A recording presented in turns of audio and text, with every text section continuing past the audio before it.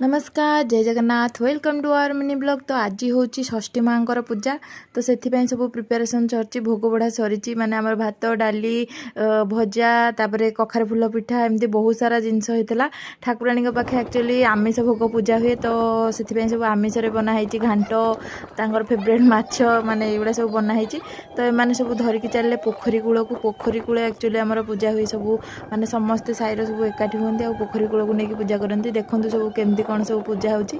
गेलु जेहेतु ये पालिक थिला सी भी बहुत एंजॉय कला। आ गछटा जोटा गेलु धरची से एक्चुअली समस्त को बाड़ाती से गछ पोतिकी पूजा करती। तापर से गछ सब नहीं समस्ते समस्त को बाड़ाती माने बाड़ेले भल बोली भावती। आईटा है माने षष्ठी माँ पाखे पूजा हुए से सूता हलदी बुड़ा होगी सेटा सब कानर खोसती आईथर माड़ खाती। तो एम सब मुझे टे बाड़े दूसरी बाड़ेले एक्चुअली षष्ठी माँ आशीर्वाद मिले से समस्त बाड़े देली।